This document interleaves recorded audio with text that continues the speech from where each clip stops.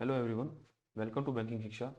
इस वीडियो में हम बात करेंगे जेईबी के पेपर 3 की accounting and financial management for bankers, जिसको हम एएफएम बोलते हैं। जिसका मॉड्यूल ए हम देख रहे थे अकाउंटिंग प्रिंसिपल एंड प्रोसेस, और आज हम जो देखेंगे चैप्टर 2 बेसिक अकाउंटेंसी प्रोसीजर्स। इस चैप्टर में आपके ये सब टॉपिक जो है आपके सिलेबस में है, जो कि पहला है concept of accountancy, going concern entity, double entry system क्या होता है, देन प्रिंसिपल ऑफ कन्वर्टिज्म किसको बोलते हैं, रिवेन्यू रिकॉग्निशन और रियलाइजेशन, मतलब बिजनेस के अंदर हम किसको रिवेन्यू मानेंगे और कितनी अमाउंट उसको रियलाइज करेंगे, देन अक्रूवल और कैश बेसिस क्या होता है। ठीक है, तो पहला जो हमारा टॉपिक है concept of accountancy. Accountancy refer to the systematic knowledge of accounting. It explain how to prepare books of accounts and how to summarize and communicate accounting information. Accounting is called the language of business. तो ये तो हम last chapter में भी पढ़ चुके हैं कि अकाउंटिंग बोलते हैं कि हम बिजनेस में होने वाली ट्रांजेक्शन्स को रिकॉर्ड करना, रिकॉर्ड करने के बाद उसको क्लासीफाई करना, क्लासीफाई करने के बाद उसको समराइज करना। ठीक है, और ये इसलिए किया जाता है क्योंकि हम एक बिजनेस, अपने बिजनेस की एक समरी तैयार करवाएं और जिससे ये देख पाएं कि बिजनेस जो हमारा है वो आज कहाँ पर स्टैंड करता है, मतलब कितना प्रॉफिट और लॉस हम उस बिजनेस से कमा रहे हैं, उसी को बोलते हैं अकाउंटेंसी। और अकाउंटेंसी को लैंग्वेज ऑफ बिजनेस भी कहा जाता है। अब अकाउंटेंसी की ना कुछ कंसेप्ट हैं। कंसेप्ट मान लो, मतलब कि जिनके आधार पर आप अकाउंटेंसी कर सकते हैं। जैसे कुछ रूल्स हैं, ये रूल्स जो भी अकाउंटेंसी कर रहे हो उसको सबको फॉलो करना होगा। जैसे an accountant while recording business transactions must follow certain rules, non accounting concepts. ठीक है, these are the basic assumption or condition on which the entire structure of accounting is based. और इसी के ये बेसिक assumption होती हैं या condition है जिसके आधार पर ही पूरा अकाउंटिंग सिस्टम जो है बेस्ड है। और ये आपके चैप्टर का, आपके पेपर के लिए सबसे इंपॉर्टेंट टॉपिक है, क्योंकि हर बार अकाउंटिंग कंसेप्ट से क्वेश्चन पूछा जाता है। ठीक है, तो कौन कौन से अकाउंटिंग कंसेप्ट होते हैं? कॉस्ट कंसेप्ट, देन आता है money measurement concept, business entity concept, realisation concept, dual aspect concept, historical record concept, going concern concept, matching concept और अकाउंटिंग पीरियड कंसेप्ट। ठीक है, अब मैं आपको शॉर्ट में बता देता हूँ, फिर इसके बारे में आप अपने नीचे थ्योरी भी इसकी पढ़ेंगे। देखो, कॉस्ट कंसेप्ट क्या बोलता है? कॉस्ट कंसेप्ट में बोला गया है कि आप जब भी अपने बिजनेस के अंदर कोई एसेट्स आपके पास बिजनेस के अंदर है, मानो कि आपके पास किसी लैंड है, ठीक है, या मशीनरी है, तो इनको जब आप अपने रिकॉर्ड्स में रखोगे तब इसको आप हमेशा कॉस्ट प्राइस पे रखोगे। कॉस्ट प्राइस मतलब जिस प्राइस पे आपने इसको परचेज किया था। जैसे अब अगर आपने 10 साल पहले किसी बिजनेस के लिए लैंड खरीदा था, ठीक है, तो आज भी जब अपने बुक के अंदर उसको रिकॉर्ड करोगे ना, तो आप 10 साल पुराना ही प्राइस उसको लगाओगे, ना कि उसको मार्केट वैल्यू पे काउंट करोगे। ठीक है, तो ये हमारा कॉस्ट कंसेप्ट। देन आता है मनी मेजरमेंट कंसेप्ट। अब अकाउंटेंसी हम उसी चीज की करेंगे, मतलब उसी अकाउंटिंग के अंदर जो ट्रांजेक्शन हम करेंगे वो सिर्फ मनी से ही होनी चाहिए। मतलब कि कोई भी वस्तु या कोई भी ट्रांजेक्शन जो है वो मनी रिलेटेड होनी चाहिए। अगर हम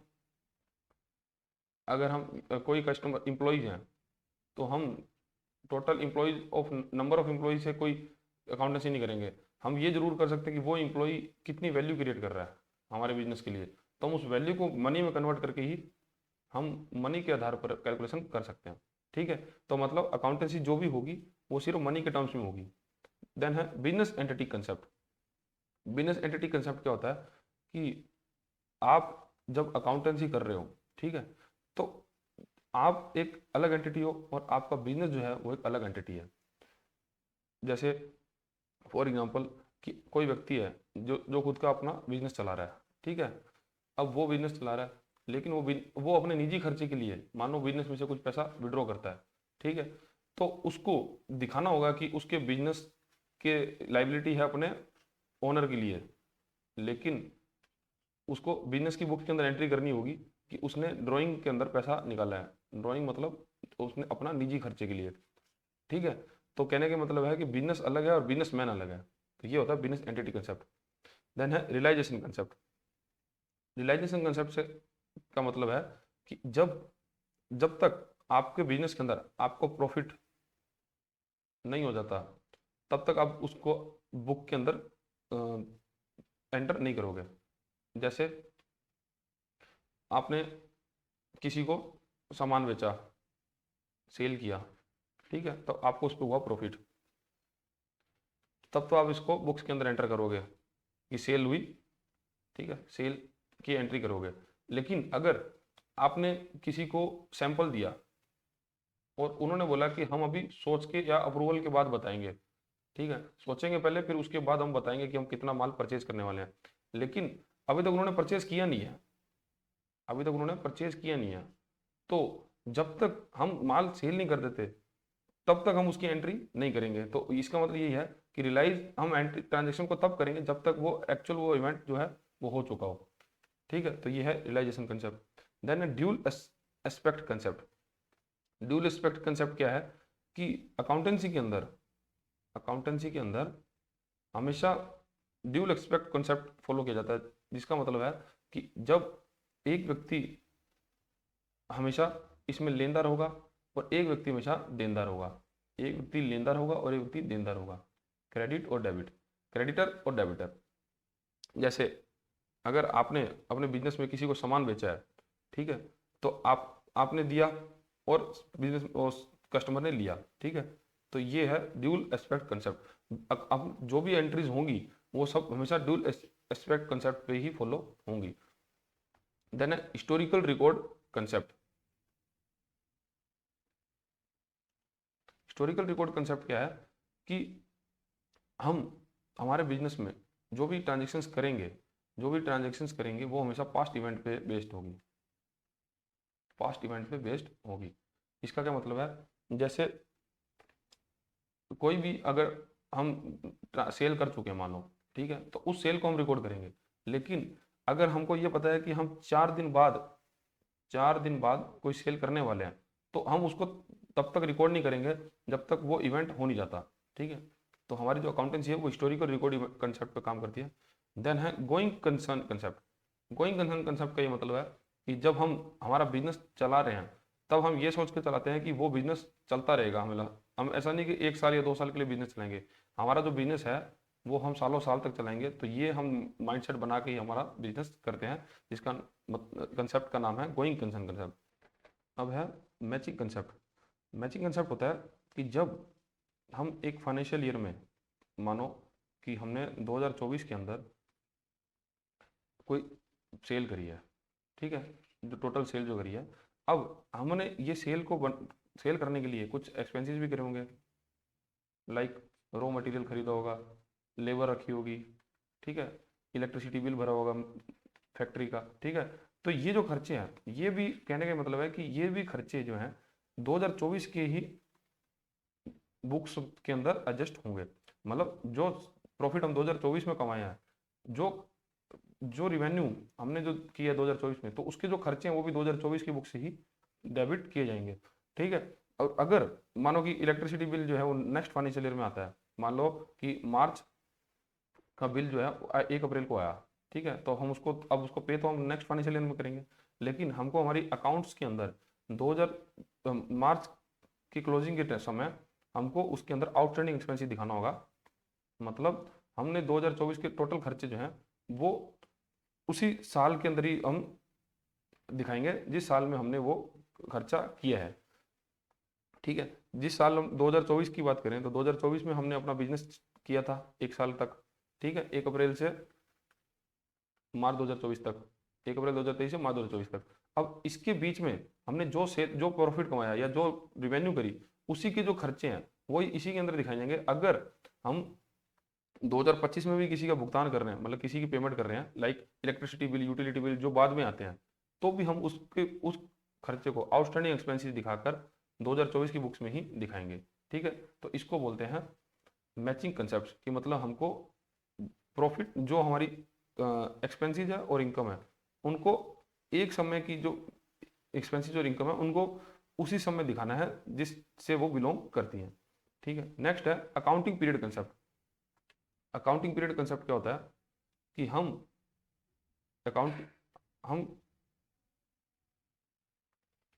अकाउंटिंग के अंदर एक फिक्स टाइम पे मतलब अकाउंट मेंटेन करेंगे। जैसे मानो कि हमने 20 साल के लिए बिजनेस किया, लेकिन हम कुछ एक सर्टेन समय के बाद हम हमारे फाइनेंशियल जो हैं, फाइनेंशियल इंफॉर्मेशन जो है, financial records like profit and loss, balance sheet जो है, इनको हम एक टाइमली मैनर से बनाते रहेंगे और इसी को ही हम अपने शेयर होल्डर्स या इन्वेस्टर्स को और आम पब्लिक के लिए भी, अगर हम स्टॉक लिस्टेड शेयर मार्केट में लिस्टेड कंपनी है तो हम उसको आम पब्लिक के लिए भी डिस्क्लोज करते रहेंगे। ठीक है, मतलब यह है कि हम एक सर्टेन पीरियड के लिए काम करेंगे, अकाउंटिंग करेंगे। जैसे इंडिया के अंदर जैसे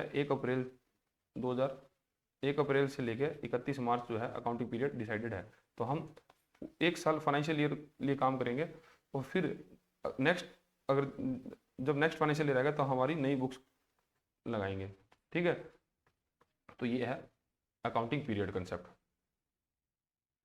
ठीक है, और ये हमारे शॉर्ट में हमने देख लिया, अब इसकी थ्योरी हम देख लेते हैं। जो सबसे पहले है cost concept. Simple meaning, an assets is recorded in the book of the account at the price that was paid to acquire it historical cost. मतलब कि हम अगर कोई एसेट्स परचेज कर रहे हैं, हम कोई एसेट्स परचेज कर रहे हैं तो हम उसको अपनी बुक्स के अंदर हमेशा परचेजिंग वैल्यू पे दिखाएंगे, परचेज वैल्यू पे दिखाएंगे, ना कि उसकी मार्केट वैल्यू पे। जैसे हमने कोई मशीनरी खरीदी, और उस मशीनरी की 3 साल बाद मार्केट वैल्यू जो है वो बढ़ गई। जैसे हमने मशीनरी मान लो 5 लाख की खरीदी और 3 साल बाद उस मशीन की वैल्यू जो है वो 8 लाख होगी। ठीक है, तो लेकिन हमने खरीदी तो 5 लाख में, तो हमारी बुक्स में भी हम उसको 5 लाख में ही दिखाएंगे। This concept states that an assets is worth the price paid for it. मतलब एसेट्स उतने की कीमत रखती है जितनी उसकी हमने प्राइस पे किया। The asset is recorded at the original purchase price and this cost is the basis of all future accounting for the assets. और हम फ्यूचर जो अकाउंटिंग करेंगे तो हम उस प्राइस पे ही करेंगे। देखो ऐसा क्यों करते हैं हम, क्योंकि ना हमारा जो बिजनेस है, हमारा जो मेन बिजनेस है वो मशीनरी को लेकर बेचने का नहीं है। ठीक है, हमारा जो मेन बिजनेस है वो किसी और काम का हो सकता है। लाइक मान लो कि हमारे टेक्सटाइल का बिजनेस है। ठीक है, तो हमारा काम था कि हमको कपड़े बना के बेचने हैं और टेक्सटाइल की मशीन जो है उन्होंने तो एक बार खरीद ली। तो इसका मतलब ये है कि हमारे बिजनेस के अंदर अनरियलाइज मतलब कोई ऐसा प्रॉफिट ना आ जाए जो हमारे एक्चुअल प्रॉफिट को हैम्पर करेगा। मतलब अब अगर मशीन की प्रॉफिट हम दिखाएंगे तो हमारा ना एक आर्टिफिशियल प्रॉफिट क्रिएट हो जाएगा, जिससे कि हम हमारे बिजनेस का ना एक सही इमेज नहीं देख पाएंगे। ठीक है, इसलिए हम हमेशा कॉस्ट कंसेप्ट पे काम करते हैं।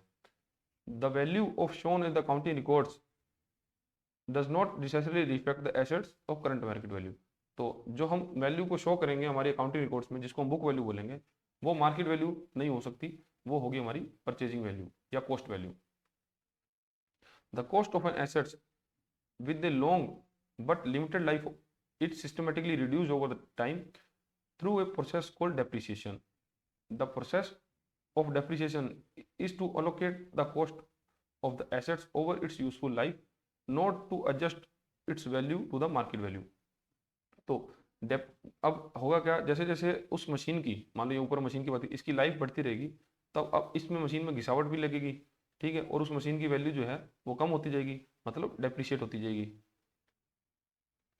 अब हम उस मशीन पे जो हमने कॉस्ट वैल्यू पे खरीदी है, जिस वैल्यू पे हमने मशीन खरीदी, मान लो ऊपर हमने 5 लाख रुपए मशीन खरीदी थी, तो हम एनुअली मान लो उस पर 10% का अगर डेप्रिशिएट लगा रहे हैं तो हमारी नेक्स्ट साल जो है वो मशीन 4.5 लाख की हो जाएगी, क्योंकि 50,000 हमने डेप्रिशिएट कर दिया। उसके बाद हमारी फिर 10% कम हो जाएगी, मतलब 4,05,000 की हो जाएगी, 45,000 डेप्रिशिएट हो जाएगा। तो कहने का मतलब है कि हम हमारी जो बुक वैल्यू होगी वो पहली बात तो कॉस्ट वैल्यू होगी, उसके बाद हम उसको डेप्रिशिएट लगा के उसको कम करते रहेंगे। मतलब उस मशीन की जो लाइफ रहेगी, उस लाइफ को हम मान लो कि मशीन 10 साल की लाइफ लगा के रहते हैं हम, और 10 साल बाद उस मशीन की वैल्यू डेप्रिशिएट होते होते जीरो हो जाएगी। ठीक है, तो यही बात है कि हम इसीलिए उसको मार्केट वैल्यू पे नहीं लेते, क्योंकि मार्केट वैल्यू तो उसको एप्रिशिएट कर देगी, जिससे कि हम उस मशीन की वैल्यू फिर भी बनी रहेगी, लेकिन वो मशीन किसी काम की नहीं रहेगी। ठीक है, इसलिए इसको हम बुक वैल्यू पे लेते हैं, मतलब क्या कॉस्ट वैल्यू पे लेते हैं।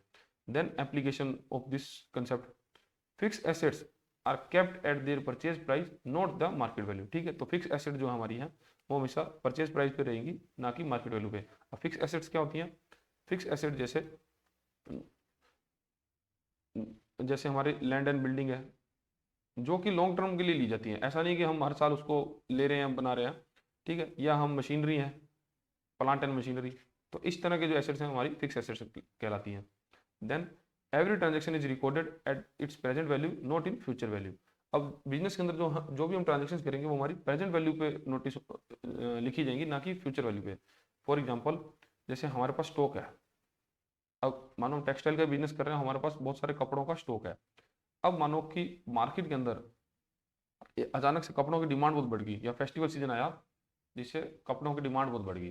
ठीक है, अब मानो स्टॉक जो हमारा था वो हमारा 5 करोड़ का स्टॉक था, लेकिन डिमांड बढ़ने से उसकी मार्केट वैल्यू जो है 6 करोड़ होगी। लेकिन अब हम ऐसा नहीं कि हमारे बिजनेस के अंदर 1 करोड़ रुपया, ये जो स्टॉक है ये 6 करोड़ का दिखा देंगे, क्योंकि इस स्टॉक को बनाने की हमारी कॉस्ट तो थी 5 करोड़ थी ना। अब मार्केट वैल्यू 6 करोड़ होगी, तो इसका मतलब ये नहीं कि हम इसको स्टॉक को भी 6 करोड़ दिखा देंगे। ठीक है, तो कहने का मतलब है कि जो प्रेजेंट वैल्यू है ना, हम उस पर चलेंगे, ना कि फ्यूचर वैल्यू पे। अब फ्यूचर में मान लो डिमांड बढ़ने से उसकी वैल्यू 6 करोड़ हो रही है, लेकिन एक्चुअल आज के दिन उसकी वैल्यू जो है 5 करोड़ हमारे बुक्स के अंदर है। तो इसी आधार पर हम काम करेंगे। देन है unrealised gains, profit that are not yet been earned are ignored. अब ऐसा प्रॉफिट जो बिजनेस में अभी तक हमने अर्न नहीं किया है लेकिन अनरियलाइज्ड है, जैसे हम ऊपर स्टॉक वाला एग्जांपल लेते हैं। जैसे हमारे पास जो स्टॉक था 5 करोड़ का था, लेकिन मार्केट वैल्यू उसकी आज 6 करोड़ हो गई है। तो अब वैसे तो हमारा 1 करोड़ का प्रॉफिट है, लेकिन हम जब तक ये प्रॉफिट हमने कमा नहीं लिया, मतलब हमने 5 करोड़ का माल जब तक सेल नहीं कर देंगे, सेल करने के बाद ही तो हमको 6 करोड़ मिलेगा। ठीक है, जब तक सेल नहीं कर देंगे तब तक हमारे बुक्स के अंदर इसका कोई प्रॉफिट शो नहीं करेंगे। ठीक है, तो ये है अनरियलाइज्ड गेन, जिसको हम इग्नोर करेंगे। ठीक है, तो ये हमारा कॉस्ट कंसेप्ट। नेक्स्ट हमारा जो कंसेप्ट है वो है money measurement concept. Only those transaction and events that can be measured in terms of money are recorded in the books of account. तो हमारे जो बुक्स ऑफ अकाउंट होंगे उसके अंदर हम वही ट्रांजेक्शन और वही इवेंट्स को रिकॉर्ड करेंगे जिसको हम मनी के अंदर मेजर कर सकते हैं, जिसमें मनी के अंदर हम मेजर कर सकते हैं, जिसमें मनी की उसकी वैल्यू लगा सकते हैं किसी की। All transactions are converted into the common form, which is money. This makes the recorded data meaningful. However, this concept is too limitation.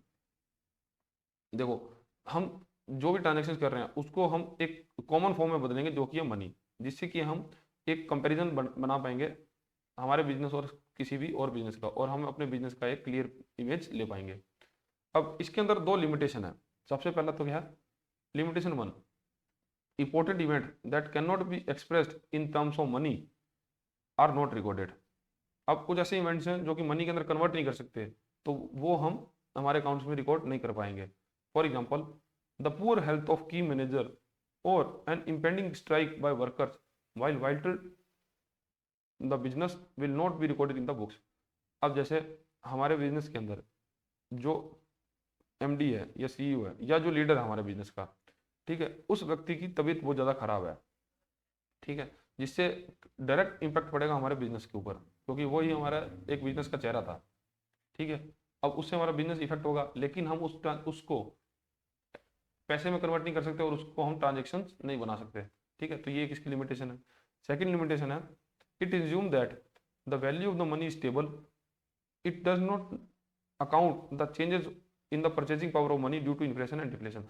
और दूसरी चीज ये है कि हम जो भी अकाउंटिंग करते हैं, अकाउंटिंग के अंदर ये अंजुम किया जाता है कि हाँ, जो मनी की वैल्यू है वो कभी भी कम और ज़्यादा नहीं होती। जैसा ये जो बात है ये गलत है, क्योंकि आपको भी पता है कि महंगाई टाइमली बढ़ती है, जैसे इन्फ्लेशन जो है टाइमली बढ़ रही है, जिससे जो पैसे की परचेजिंग पावर है वो कम होती जा रही है। फॉर एग्जाम्पल, आज से 20 साल पहले आज से 20 साल पहले जो चीज़ 100 रुपये में खरीद सकते थे, क्या आज वो चीज़ हम 100 रुपये में खरीद सकते हैं? नहीं। लेकिन हम हमारे अकाउंट्स के अंदर 20 साल पहले भी 100 रुपये की एंट्री करते थे और आज भी 100 की एंट्री करते हैं। ठीक है, तो ये लिमिटेशन है मनी के कंसेप्ट की, मनी मेजरमेंट कंसेप्ट की। मनी मेजरमेंट कंसेप्ट ये है कि हम हर ट्रांजेक्शन को मनी में कन्वर्ट करेंगे और उसके आधार पर हम उसका अकाउंटिंग करेंगे। लेकिन इसमें लिमिटेशन ये है कि कुछ ऐसे इवेंट्स हैं जो हमारे बिजनेस के लिए बहुत जरूरी हैं, लेकिन हम उसको रिकॉर्ड नहीं कर सकते ट्रांजैक्शंस के रूप में, ठीक है। तो जैसे पहला तो हमने देखा कि हमारे मैनेजर की हेल्थ जो है खराब है, दूसरा कि हम इन्फ्लेशन और डिफ्लेशन को इग्नोर करके चलते हैं। The health of manager is not recorded even though it may greatly impact the business, ठीक है। तो एप्लीकेशन इसका ये है, inflation deflation ignored, all transaction are recorded in quantity in terms which allow the easy comparison. तो बाकी जो transaction हम रिकॉर्ड करेंगे वो क्वांटिटी टर्म्स में करेंगे, मतलब कि उसका एक वैल्यू होगा जिसको हम कंपेरिजन आसानी से कर सकेंगे। नेक्स्ट है business entity concept. For accounting purpose the business is treated as a separate entity and distinct from the owner. तो बिजनेस एंटिटी, जैसे हमने ऊपर भी आपको बताया कि बिजनेसमैन अलग है और बिजनेस की एंटिटी अलग है। बिजनेस और बिजनेसमैन अलग एंटिटी दिखाई देंगे हमारी बुक्स के अंदर, क्योंकि अगर कोई बिजनेसमैन पैसा लगाता है बिजनेस किसी काम को करने के लिए तो उसको बोलते कैपिटल, पूंजी जो लगा रहा है। अब वो कैपिटल लेके अगर बिजनेस के अंदर आएगा तो बिजनेस के लिए वो कैपिटल जो है वो लाइबिलिटी है, मतलब दायित्व है बिजनेस का, कि बिजनेस को वो अपने ओनर को वो पैसा जो है उस पैसे के ऊपर पैसा जो कमा के देना है, मतलब बिजनेस के लिए लाइबिलिटी है, लेकिन वो जो ओनर है ओनर के लिए वो एसेट है। तो ये दोनों अलग अलग एंटिटी हैं। All records are kept from the view point of the business not the owner. तो ऑल जो भी रिकॉर्ड्स हम केप्ट मतलब मेंटेन करेंगे वो बिजनेस के बिहाफ पे करेंगे, ना कि ओनर के लिए। If the owner invest capital into the business it is treated as the liability of the business because of the business owns the money to the owner, क्योंकि बिजनेस ने जो है ओनर से वो पैसा उधार लिया है। Similarly if the owner take cash from the business for personal use it is treated as drawings. और इसके अगर विपरीत स्थिति देखें, अगर कोई बिजनेसमैन बिजनेस में से पैसा निकालता है तो वो बिजनेस के लिए एसेट होगा, क्योंकि बिजनेस ने उसको अपने ओनर को पैसा दिया है, ठीक है। और वो ओनर जो है वो अपने बिजनेस में दिखाएगा एक्सपेंसेस के रूप में ड्राइंग्स कि उसने पर्सनल यूज के लिए बिजनेस से पैसा निकाला है। The distinction of the legally clear for a limited company but for accounting purpose it is also applied the partnership and sole proprietorship. कहने का मतलब है कि ये जो रूल है ये ऐसा नहीं कि किसी एक फर्म पे या सिर्फ पार्टनरशिप फर्म पे काम करेगा, ये हर प्रकार की बिजनेस एंटिटीज के ऊपर एप्लीकेबल होगा, ठीक है। चाहे वो पार्टनरशिप हो चाहे वो सोल प्रोप्राइटरशिप हो, मतलब कि जो व्यक्ति अकेला ही अपना बिजनेस चला रहा हो तो उसको भी अपने बुक्स के अंदर ये कंसेप्ट को फॉलो करना होगा, जो है business entity concept. Any money withdrawn from the proprietor is personal use is treated as drawings, ठीक है। तो इसके एप्लीकेशंस क्या है कि अगर वो पर्सनल यूज के पैसा निकाले तो उसको ड्रॉइंग्स के अंदर दिखाना होगा। Profit is a liability of the business to the owner. तो प्रॉफिट जो है वो बिजनेस को कमा के देना होगा अपने ओनर को, और बिजनेस के लिए वो लाइबिलिटी है। While a loss of the assets, और अगर उस बिजनेस से लॉस होता है तो वो लॉस कवर करेगा अपने ओनर से। The financial performance of the business is measured by the recording of revenue and expenses. और फाइनेंशियल जो परफॉर्मेंस है बिजनेस की उसको मेजर कर सकते हैं उस बिजनेस के अंदर रेवेन्यू कितना हुआ और उससे खर्चे कितने हुए, तो इसको प्लस माइनस करके हम प्रॉफिट और लॉस कैलकुलेट कर सकते हैं। अब अगर ऐसा रूल फॉलो नहीं किया जाता, ठीक है, तो प्रॉब्लम ये आएगी कि हम बिजनेस की क्लियर इमेज नहीं ले पाएंगे। मतलब हमारा काम ये है कि हम अकाउंट इतने क्लियर तरीके से बनाएं कि हम उसके एक्चुअल जो कंडीशन है बिजनेस की वो हम देख पाएं, क्योंकि अब अगले वो पर्सनल यूज के लिए पैसा निकाल लेता है, ठीक है, और वो रिकॉर्ड्स मेंटेन नहीं करता, तो होगा क्या कि हम पैसा जो है लूज करते रहेंगे और एक टाइम पे हमारा जो है लॉस बढ़ जाएगा।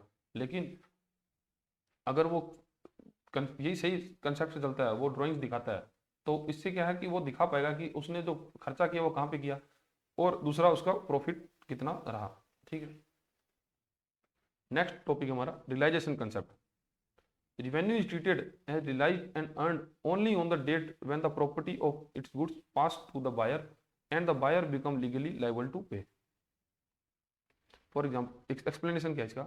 The concept prevents business from inflating their profit by recording income that not yet been earned, unless the money has been received or there is a legal obligation for the customer to pay.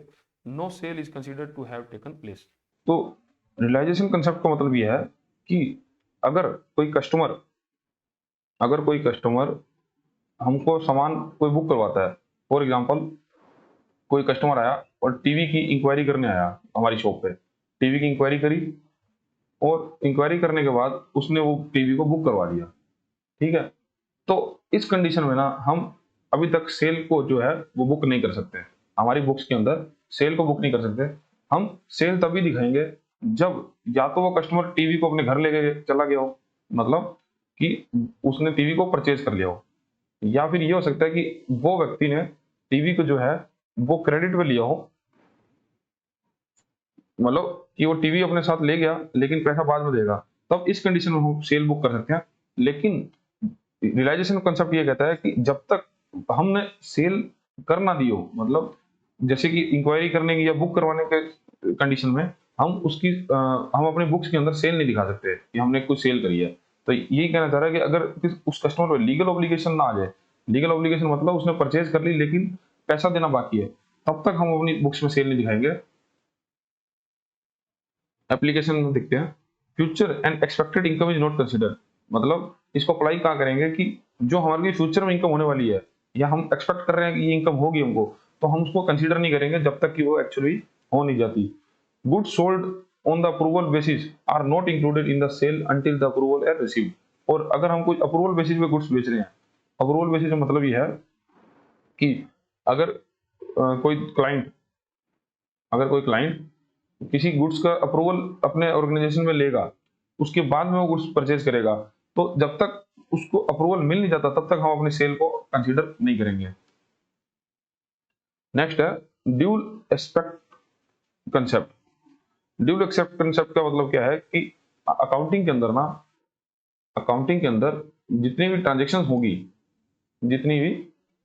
होंगी वो transaction हमेशा दो उस उसका effect जो होगा वो दो जगहों पर पड़ेगा, एक होगा डेबिट साइड और एक होगा क्रेडिट साइड। मतलब हर बिजनेस की हर ट्रांजेक्शन में एक होगा लेनदार और एक होगा देनदार। In every business transaction has a double effect और टू एक्सपेक्ट, एक डेबिट और क्रेडिट। और इसी के पूरी अकाउंटेंसी बेस्ड है हमारी डबल एक्सपेक्ट कॉन्सेप्ट पे। For every receiving aspect there is a giving aspect. This is the foundation of double entry system of और बुक कीपिंग। और बुक कीपिंग में डबल एंट्री सिस्टम की फाउंडेशन यही है, जिसमें एक रिसीविंग एक्सेप्ट होगा, एक्सपेक्ट होगा और एक गिविंग एक्सपेक्ट होगा।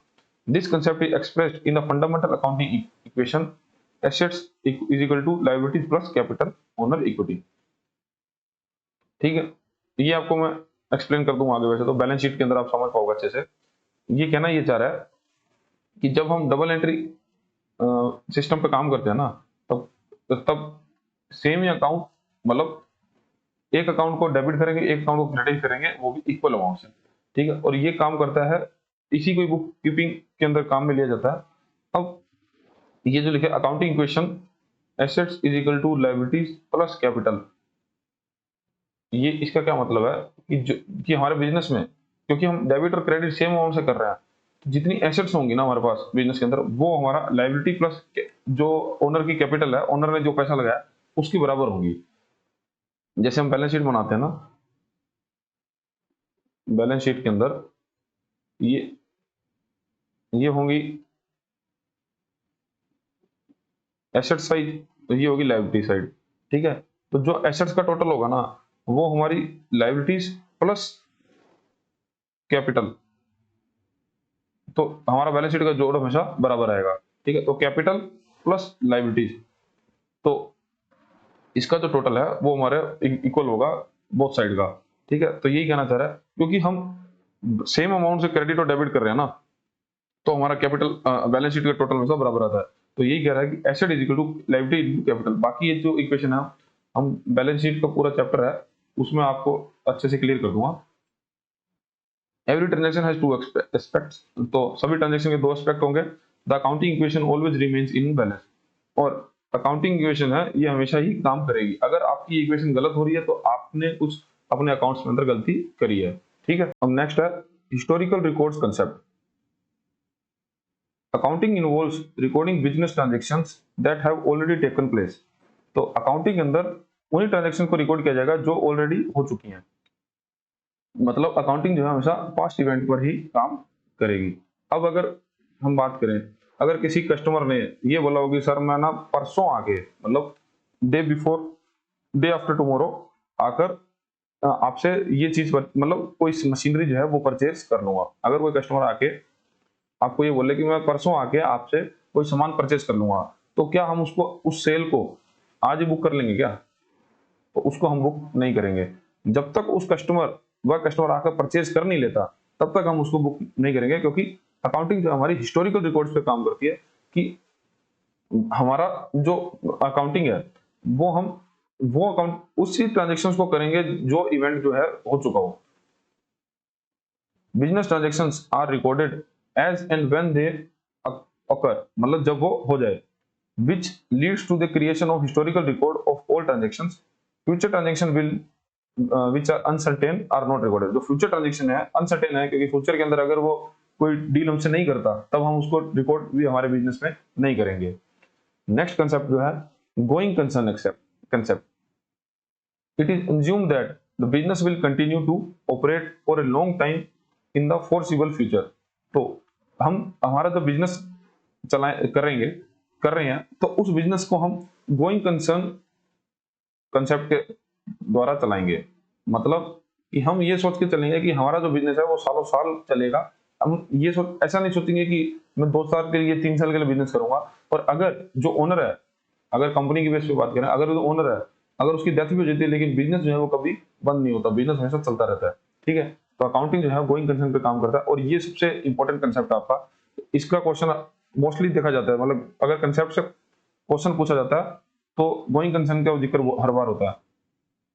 The concept indicate that the business is a going concern and not expected to be liquidate soon. तो हम ये नहीं मानेंगे कि हमारा बिजनेस जो है वो अभी लिक्विडेट होने वाला है या मतलब बंद होने वाला है। This assumptions is the basis of many accounting practices. For example, because the business will continue, fixed assets are valued at their cost and their cost is spread over their useful life through depreciation.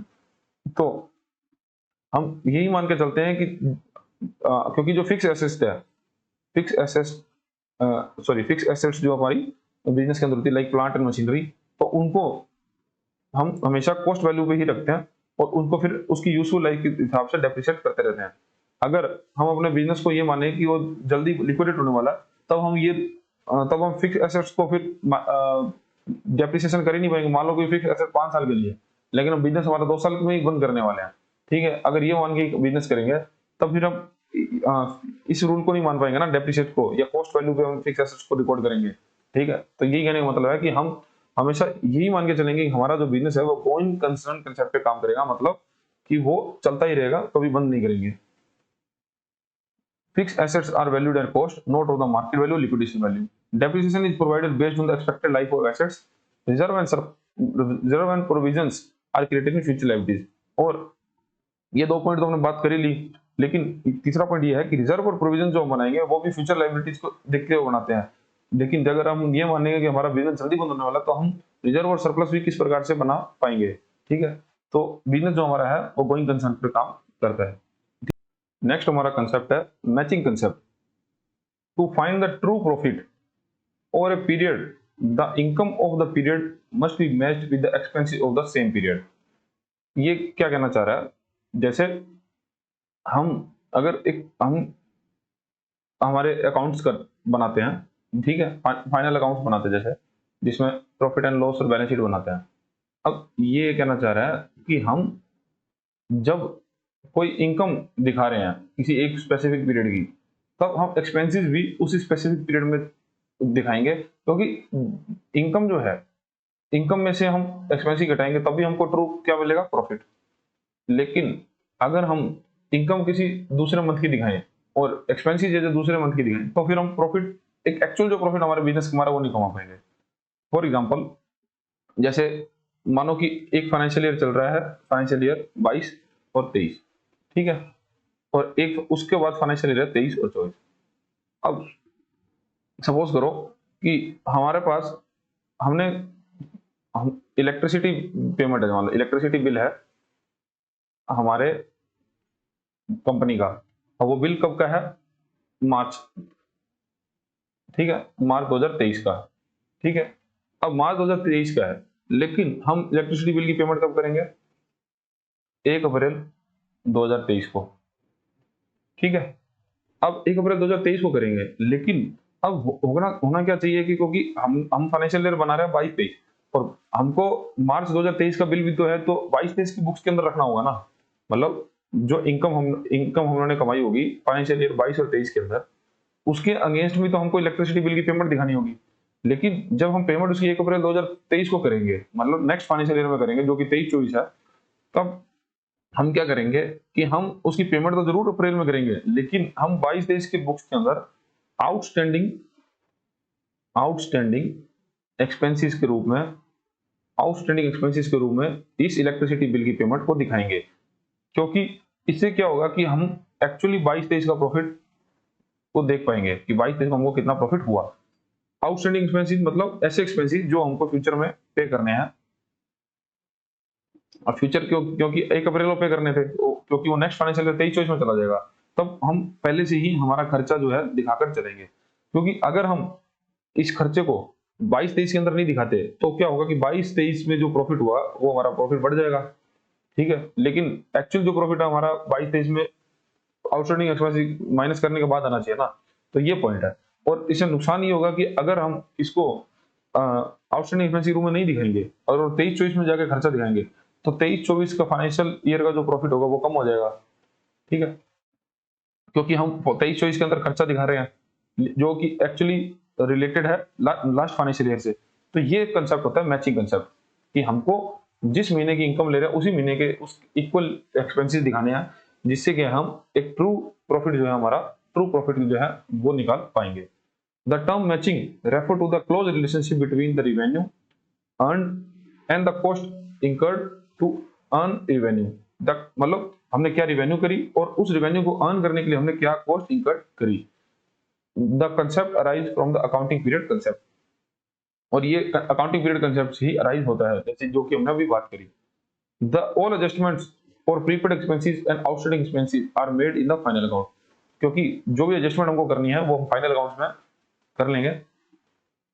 Prepaid expenses ऐसे expenses जो हम पहले से पे कर चुके हैं, लेकिन उसका जो मतलब बेनिफिट्स है, या वो मान लो कोई सामान मंगाने से पहले ही उसकी पेमेंट कर दी, तो वो प्रीपेड एक्सपेंसेस है। लेकिन सामान मान के चलो कि नेक्स्ट मंथ में आना, नेक्स्ट फाइनेंशियल ईयर में आएगा, ठीक है, तब हम पहले ही फाइनेंशियल ईयर जो कि क्लोज होने वाला उसी में हम प्रीपेड एक्सपेंसेस दिखा देंगे, जिससे कि हमारा जो प्रॉफिट है उसको इम्पैक्ट ना पड़े, ठीक है। तो ये है मैचिंग कंसेप्ट। नेक्स्ट है accounting period concept. The life of a business is broken down into shorter, artificial time period, usually 1 year, to measure the performance of and financial position. अब क्योंकि हम अपने बिजनेस की जो लाइफ है वो उसको कंटिन्यूसली हम मॉनिटर करने के लिए, हमने जो बिजनेस की लाइफ है उसको कंटिन्यू मॉनिटर करने के लिए उस एक पीरियड डिसाइड किया है, और वो यूजुअली है 1 ईयर, जिससे कि हम अपने बिजनेस की परफॉर्मेंस और फाइनेंशियल पोजीशन को मेजर कर सकते हैं। अब मानो कि कोई बिजनेस है वो 50 साल के लिए चलता है, तो हम ऐसा तो है नहीं कि 50 साल के लिए एक ही रिपोर्ट बनाएंगे, एक ही फाइनेंशियल स्टेटमेंट बनाएंगे, तो ऐसा, और इसमें बहुत सारी परेशानी भी आ सकती है।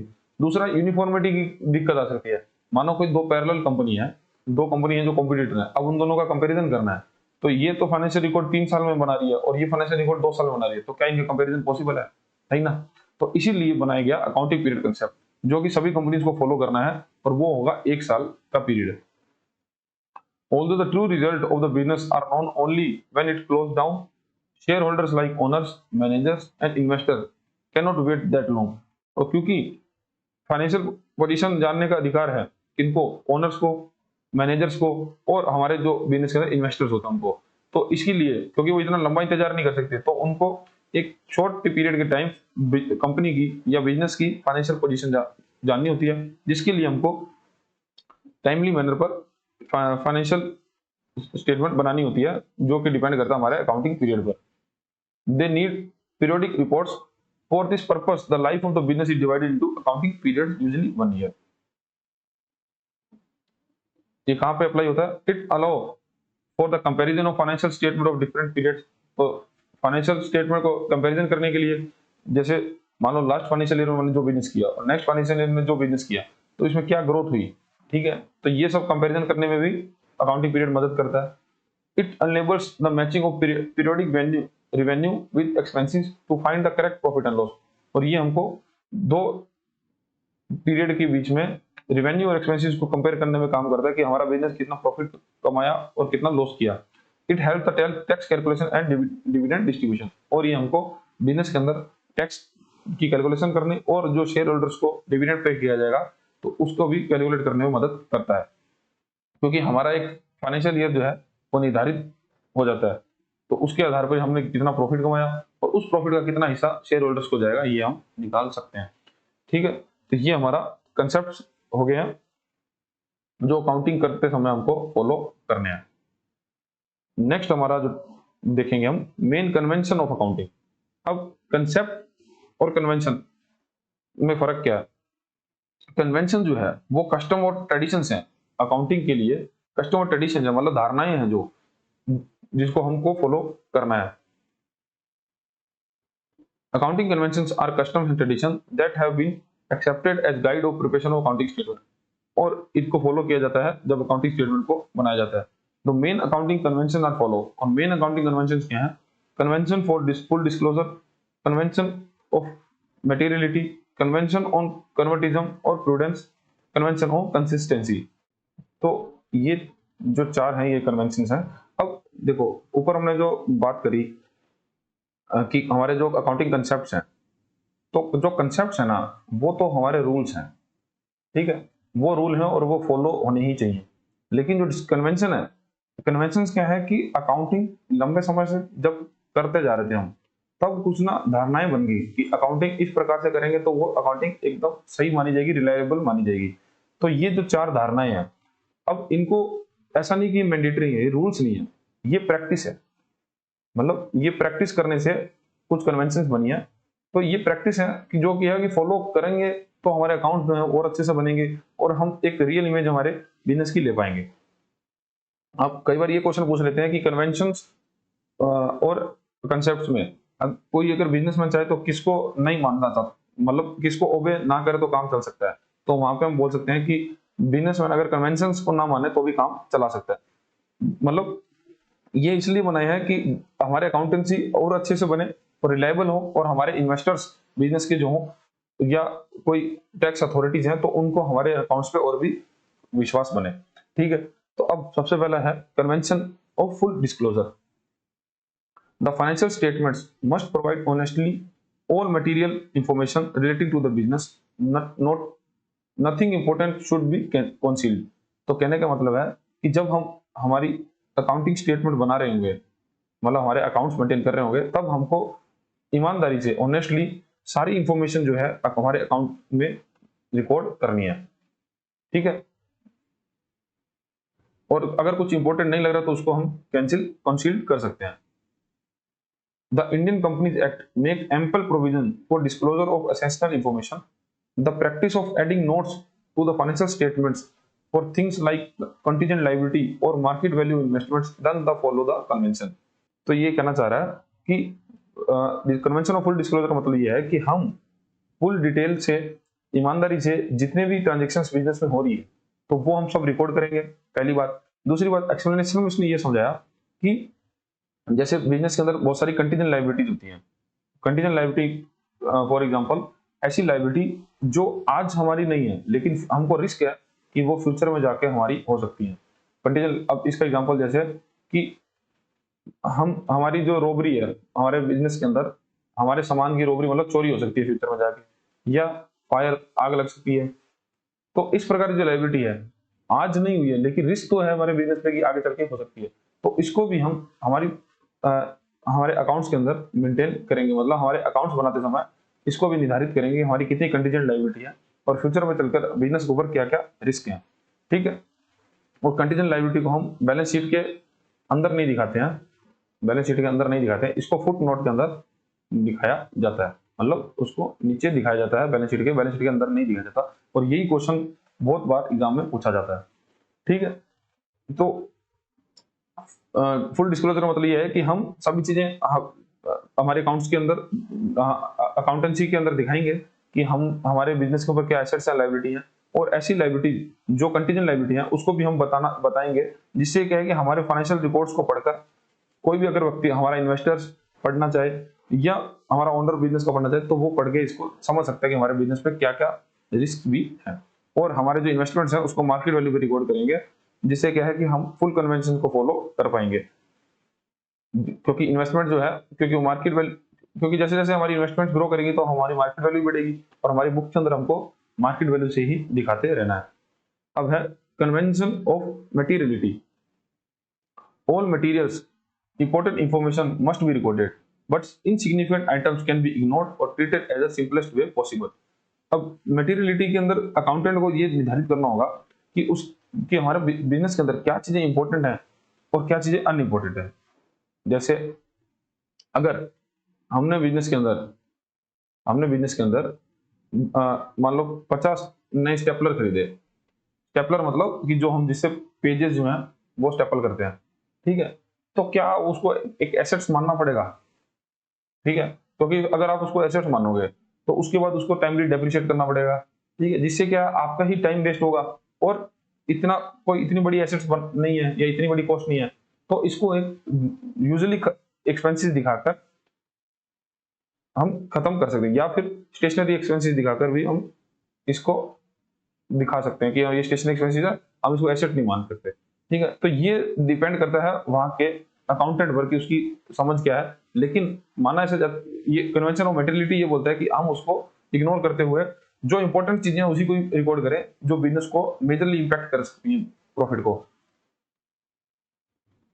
What is material is the matter of judgment and depends on the value of the item and the size of the business। तो हम मटेरियल किसको समझेंगे, ये डिपेंड करता है कि हमारा बिजनेस का साइज कितना बड़ा है और वो जो आइटम है वो कितना वैल्यू क्रिएट कर रही है। तो ये मैंने स्टेपलर का एग्जांपल आपको बता ही दिया कि 30 पेपर स्टेपलर कोई खरीदते हैं तो उसको मान लो 3 साल के लिए वो काम करते हैं, तो उसको डेप्रिसिएशन ना लगाते हुए हम उसको स्मॉल खर्चा मानते हुए हम उसको एसेट्स के अंदर कंसीडर नहीं करेंगे, ठीक है। तो ये हमारा कन्वेंशन ऑफ मटेरियल। नेक्स्ट है कन्वेंशन ऑफ कन्वर्टिज्म और prudence. When recording transactions, one should anticipate no profit but provide the all possible losses। कहने का मतलब ये है कि जब हम ट्रांजेक्शंस को रिकॉर्ड करेंगे बिजनेस के अंदर, रिकॉर्ड ट्रांजेक्शंस करेंगे, तब हमको ये मान के चलना होगा कि अगर कोई हमको प्रॉफिट एंटिसिपेट हो रहा है, मतलब प्रॉफिट फ्यूचर में होने वाला है, उसको तो रिकॉर्ड नहीं करेंगे। लेकिन अगर हमको ये लग रहा है कि फ्यूचर में लॉस होने वाला है, तब वो उसका प्रोविजन बनाकर पहले से ही चलेंगे, ठीक है। तो ये होता है कन्वेंशन ऑफ कन्वर्टिज्म और या प्रूडेंस बोलते हैं इसको। मतलब कि हम मानो कि चलो कि हमारा कोई फ्यूचर के अंदर कोई अकाउंट जो है वो बैड डेब्ट होने वाला है। बैड डेब्ट ऐसे अकाउंट है जो कि हमारे डूबने वाले हैं या डूब चुके हैं, ठीक है। या फिर कुछ डाउटफुल डेब्ट्स हैं। डाउटफुल मतलब कि वो शायद डूब सकते हैं। बैड डेब्ट तो मतलब डूब चुके हैं, मतलब वो पैसे अब नहीं आएंगे, वो हमने बिजनेस के अंदर लॉस मान लिया है। लेकिन डाउटफुल डेब्ट्स का मतलब ये है कि वो शायद डूब सकते हैं, तो उसके लिए हमको पहले से ही प्रोविजन बनाना होगा। अब प्रॉफिट की बात करें कि मान के चलते हैं कि हमारे पास जो स्टॉक है जो भी आइटम है उसका मान लो मार्केट प्राइस जो है, मार्केट वैल्यू जो बहुत ज्यादा इंक्रीज हो गया क्योंकि उसकी मार्केट डिमांड बढ़ गई है, तो क्या हम उसको मनी बुक्स में प्रॉफिट दिखाएंगे? तो इसका आंसर है नहीं। जब तक हम उसको सेल करके एक्चुअल प्रॉफिट अर्न नहीं कर सकते तब तक हम उसको सेल नहीं दिखाएंगे। लेकिन अगर लॉस का शक हमको है कि डाउटफुल डेब्ट्स हमारी बन गई है, तो उसका प्रोविजन जो है हम ऑलरेडी बनाकर चलेंगे, और यही है convention of conservatism. This means an accountant should follow a cautious approach. They should record the lowest possible value for assets and revenue at the highest possible value for liabilities and expenses। ठीक है, तो हमको हमारे business के अंदर हमारी assets का जो है लोवेस्ट पॉसिबल वैल्यू लगा के चलना है, ठीक है, या तो कॉस्ट वैल्यू या मार्केट वैल्यू, एक में दो जो लोवेस्ट होगा उसको कैलकुलेट करना है, और जो लाइबिलिटीज हमारी क्रिएट होने वाली हैं उसको हाईएस्ट पॉसिबल वैल्यू पर लेकर चलना है। तो यही सोच जो है वो कन्वेंशन ऑफ कन्वर्टिज्म के अंदर अकाउंटेंट को रखनी होगी। कन्वर्टिज्म का मतलब वही जैसे रूढ़िवादी थी या पुरानी सोच समझ लो, लेकिन अकाउंटेंट से अगर सही चलानी है तो ये हमको जरूर मानना पड़ेगा। अब जैसे इसकी एप्लीकेशन की है creating the provision of doubtful debts, कि हम फ्यूचर में डाउटफुल डेब्ट्स हैं, क्या पता वो पैसा ना दे पाए और बैड डेब्ट्स बन जाए, तो उसका प्रोविजन पहले से बना के चलो। Valuing the stock in hand at the lower of its cost और मार्केट वैल्यू, और जो हमारे हाथ में स्टॉक है, हमारे बिजनेस में जो हमारा स्टॉक है, तो उसको हमको लोअर कॉस्ट पे ही मेंटेन करके चलना है। मतलब कि हमारी जो प्रोडक्शन कॉस्ट है या तो उसको उसको मान के चलो, या अगर मार्केट वैल्यू कम है तो उसको अकाउंट मेंटेन करो। सपोज करो कि हमारे को किसी सामान को प्रोडक्शन के अंदर 100 रुपए लगे, मतलब 100 रुपए की हमको कॉस्ट आई, ठीक है, और उसकी मार्केट वैल्यू जो है वो 120 रुपए है, ठीक है, तो हम इसको 20 रुपए जो प्रॉफिट है वो पहले से ही बुक नहीं कर लेंगे जब तक उसको हम सेल नहीं कर लेते। लेकिन अगर यही प्रोडक्शन कॉस्ट हमारी 100 रुपए आई और लेकिन मार्केट वैल्यू जो उसकी 80 रुपए है, तब जो हमारा लॉस होगा तो वो 20 रुपए हम पहले से ही मान के चलेंगे और हमारे स्टॉक को हम 80 रुपए का ही दिखाएंगे। तो ये है कन्वेंशन ऑफ कन्वर्टिज्म। नेक्स्ट है कन्वेंशन ऑफ कंसिस्टेंसी।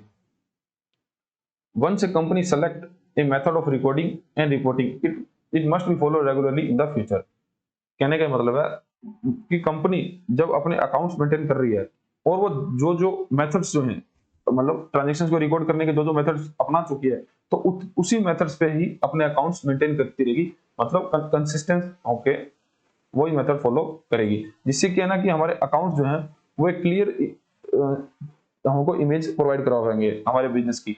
क्योंकि मानो कि आप बार बार मेथड चेंज कर रहे हो तो इससे क्या है कि आप एक अपने प्रॉफिट को भी हैम्पर कर रहे हो उससे। फॉर एग्जांपल जैसे हमारे जो डेप्रिसिएशन के मेथड है, डेप्रिसिएशन ये आगे चल के हम पढ़ेंगे डेप्रिसिएशन के चैप्टर में। डेप्रिसिएशन के मेथड है, एक होता है सिंगल लाइन मेथड और एक होता है WD method, WD return down value. ठीक है, अब सिंगल लाइन के अंदर क्या होता है कि आप एक फिक्स रेट ऑफ इंटरेस्ट से ही डेप्रिसिएट रेट ऑफ डेप्रिसिएशन से डेप्रिसिएशन लगाते रहते हो। और जैसे कि आपने अगर निर्धारित किया कि 5% से मेरी वैल्यू एसेट्स की वैल्यू जो कम होगी तो हर साल आप 5% कम करोगे। लेकिन रिटर्न ऑन वैल्यू में क्या होता है कि आप मान लो 10,000 रुपए की कोई एसेट है, अब उसका 5% आपने कम कर दिया, ठीक है, तो मतलब 95 की होगी साल। तो अब जो आप 5% कम करोगे ना तो वो 95 पे करोगे। ठीक है, लेकिन सिंगल डाउन वैल्यू में क्या होता है कि आप 10,000 पे ही बार बार 5% कम करते रहोगे। जैसे इसका 5% 500, 9500, तो अगले साल आप 9500 को 500 कम करोगे तो 9,000, अगले साल 8500। लेकिन इसके अंदर आप 9500 का फिर 5% कम करोगे तो लगभग ये 475 होता है, क्या 475 पे कम कर दोगे। तो इससे क्या है, कहने का ये मतलब है कि जो आप मेथड फॉलो कर रहे हो उसी को फॉलो करते रहो, नहीं तो फिर आपका इनडायरेक्टली प्रॉफिट को जो है वो एक ट्रू प्रॉफिट जो है आप बिजनेस के अंदर नहीं देख पाओगे। और अगर आप मेथड चेंज कर रहे हो तो उसको फिर क्लियरली आपको बताना होगा अपने फाइनेंशियल रिकॉर्ड के अंदर कि इस साल हमने जो है डेप्रिसिएशन का मेथड या किसी और कोई भी मेथड है, कोई वैल्यू कैलकुलेट करने का वो हमने चेंज किया है। There can be several way of recording a transaction. For example, there is a different method of charging depreciation. The consistency concept require that once a company decide on the method, it should stick with it. If a company is necessary, the impact that change must be clearly disclosed in the financial statement. ठीक है, तो financial statement में फिर उनको बताना होगा अगर उन्होंने मेथड चेंज किया है। This ensure that the financial statement for different year are comparable, और जिससे ये इंश्योर करना होगा कि दोनों फाइनेंशियल ईयर की जो स्टेटमेंट्स है वो कंपेयर कर पाएंगे। ठीक है, ये हमारे कंसेप्ट और कन्वेंशन जो है वो खत्म होते हैं। तो हमारे कन्वेंशंस तो चार: full disclosure, materiality, convention of conservatism और कन्वेंशन ऑफ कंसिस्टेंसी। और आपको मैं फिर बता देता हूं कि ये जो टॉपिक्स आपने जो देख लिया है ये थोड़ा थ्योरी में जरूर है, ठीक है, लेकिन ये टॉपिक बहुत इंपॉर्टेंट है आपके लिए। आपके अंदर ये हर साल आपसे या तो कन्वेंशन से या कंसेप्ट से क्वेश्चन पूछता ही पूछता है। और मोस्ट इंपॉर्टेंट तो है आपका गोइंग कंसर्न कंसेप्ट। ठीक है, अब नेक्स्ट टॉपिक हमारा going concern entity. Going concern entity किसको बोलते हैं? जैसे वही हमने गोइंग कंसर्न कंसेप्ट जो बोला, मतलब उसकी जो अंडर जो एंटिटी काम करती है, मतलब उस कंसेप्ट में जो काम करती है एंटिटी, वही गोइंग कंसर्न एंटिटी होती है। कि मतलब जो हम बिजनेस कर रहे हैं वो बिजनेस सालों साल चलने वाला है। हम ये सोच के बिजनेस नहीं करते कि वो हम कुछ समय के लिए कर रहे हैं। ठीक है, बस यही गोइंग कंसर्न का मतलब है। ठीक है, ये मतलब कंसेप्ट के अंदर आपको बताना था क्योंकि वो कंसेप्ट भी था अपना, और आपके जो टॉपिक सिलेबस के अंदर ये टॉपिक है गोइंग कंसर्न एंटिटी, तो दोबारा से हम इसकी बात कर लेते हैं। Accounting assume that business will continue to operate for a long time in the future unless there is a good evidence to contrary. The enterprise is viewed as going concern. कहने का ये मतलब है कि हम बिजनेस में यही मान के चलेंगे कि हमारा बिजनेस जो है वो सालों साल लॉन्ग टाइम के लिए चलेगा, और मतलब गुड एविडेंस टू कंट्रेरी का ये मतलब है कि बस जब तक हम ये ना मान ले कि हमारा बिजनेस जो है वो जल्दी लिक्विडेट होने वाला है। ठीक है, अगर हमारा बिजनेस जो है वो लिक्विडेट होने वाला है तब हम अपने बिजनेस के अंदर जो एसेट्स हैं उनको मार्केट वैल्यू पर कैलकुलेट करेंगे या लिक्विडेशन वैल्यू पर निकालेंगे। देखो, अगर कोई बिजनेस, हम अपने बिजनेस के अंदर मान लो मशीन खरीदते हैं, ठीक है, मशीन कितने 10 लाख रुपए की, और आज मान लो 5 साल हो गए, 2000 मान लो 5 साल आगे की बात करें, जैसे 5 साल पहले मशीन खरीदी थी मान लो 2020 के अंदर 10 लाख की, आज 2025 के अंदर उस मशीन की मार्केट वैल्यू 15 लाख हो गई है, ठीक है। और हम जब अपने बिजनेस के अंदर बैलेंस शीट के अंदर इस मशीन की वैल्यू दिखाएंगे, तब हम इस वैल्यू 15 लाख नहीं दिखाएंगे, हम दिखाएंगे 10 लाख माइनस डेप्रिसिएशन। हम ऐसा इसलिए करते हैं क्योंकि हम मान के चलते हैं कि हमारा जो बिजनेस है वो गोइंग कंसर्न एंटिटी पे काम करता है, क्योंकि हम अगर हम इस मशीन को लिक्विडेट वैल्यू पे दिखाने लग जाएं कि आज के दिन अगर हम बिजनेस बंद कर दें तो इस मशीन पे इतना पैसा हमको मिलेगा, अगर इस वैल्यू पे दिखाएं, लिक्विडेट वैल्यू पे, कि 2025 की वैल्यू 15 लाख है, ठीक है, तो 15 लाख पे हम मशीन को दिखाएं, तो ये एक गलत प्रैक्टिस होगी। इससे क्या है कि हमारी एसेट्स जो है वो ज्यादा दिखेंगी और हमारे प्रॉफिट भी डायरेक्टली इंपैक्ट होगा। इसीलिए हम जब भी अकाउंटेंसी करते हैं तब हम ये मानते हैं कि हमारा बिजनेस जो है वो गोइंग कंसर्न एंटिटी है, तो तब हम करंट एसेट्स जो है, सॉरी फिक्स एसेट्स जो है, फिक्स एसेट्स को हम हमेशा उनकी कॉस्ट वैल्यू पे दिखाते हैं, उसके बाद उसमें डेप्रिसिएशन भी माइनस कर देते हैं। This assumption is very important because it means that the business is seen as a mechanism of adding value to its resources it uses. Because the business is expected to continue, its unused resources assets can be reported at their cost rather than the market value or liquidation value. ठीक है, तो हम यही assumption के साथ काम करते हैं कि हमारा बिजनेस जो है वो हमेशा चलता रहेगा और हम एक इसमें हम हमेशा वैल्यू जो है ऐड करते रहेंगे टू, मतलब जो रिसोर्सेस हम खरीदे ना उससे हम हमारे बिजनेस में वैल्यू एडेड करते रहेंगे, और यही एक्सपेक्ट किया जाता है कि हम बिजनेस को कंटिन्यू करेंगे और साथ में जो भी हमारे रिसोर्सेज होंगे, जो भी एसेट्स होंगे, उसको कॉस्ट पे कैलकुलेट करेंगे, ना कि मार्केट वैल्यू पे या फिर लिक्विडेशन वैल्यू पे। This assumption is the basis of many valuation of accounting. For example, तो ये डेप्रिसिएशन का वही एग्जांपल है कि हम सिर्फ मार्केट वैल्यू पे कैलकुलेट तभी करेंगे जब हम बिजनेस को लिक्विडेट करने वाले हैं, नहीं तो हम गोइंग कंसर्न एंटिटी के हिसाब से ही काम करते हैं। हम यही मान के चलते हैं कि हमारा बिजनेस जो है हम लंबा टाइम काम करेंगे और हमेशा जो हमारे फिक्स एसेट्स होंगे तो उनको मार्केट कॉस्ट वैल्यू पे माइनस डेप्रिसिएशन पे ही हमारी बुक्स के अंदर दिखाएंगे। ठीक है, तो ये हमारा going concern entity most important topic है आपके पूरे चैप्टर का। नेक्स्ट टॉपिक हमारा है double entry system. There is two system of book keeping records. तो one is first is single entry, next is double entry. तो सिंगल एंट्री क्या होता है? This system is unscientific because some transactions are not recorded at all while other are only partially recorded, only personal accounts are maintained। तो single entry system क्या होता है कि हमने बात करी थी लास्ट चैप्टर में कि जर्नल हम मेंटेन करते हैं। जर्नल मतलब कि जो फर्स्ट जहां पे हम ट्रांजैक्शन रिकॉर्ड करते हैं तो वो हमारी जर्नल होती है, जहां पर डेली ट्रांजैक्शन रिकॉर्ड करी जाती है। सिंगल एंट्री सिस्टम में क्या है कि हमने अगर राम को सामान बेचा, तब हम क्या करते थे कि हम सेल अकाउंट और राम अकाउंट इस दोनों से इंपैक्ट पड़ता था, क्योंकि हमने ऊपर बात करी कि हमारे जो अकाउंटेंसी है वो डबल एंट्री पे काम करती है। मतलब एक व्यक्ति देनदार होगा, एक व्यक्ति लेनदार होगा, तो एक डेटर होगा, एक क्रेडिटर होगा। ठीक है, लेकिन सिंगल एंट्री में क्या है कि हम सिर्फ एक ही पार्टी को कंसीडर करते हैं। ठीक है, तो जिसमें हमने सिंगल एंट्री में एंट्री इस प्रकार होगी, राम को सामान बेचा, ठीक है, तो राम को सामान बेचा उसके अमाउंट लिख देंगे, लेकिन हमने सेल करी तो उसको हम कंसीडर नहीं करेंगे। तो ये सिंगल एंट्री सिस्टम जो अनसाइंटिफिक है, क्योंकि इससे क्या हम कोई भी फाइनेंशियल स्टेटमेंट्स हैं तो उसको मेंटेन ही नहीं कर पाएंगे, क्योंकि हमने ट्रांजैक्शन ही सिर्फ सिंगल एंट्री करी है।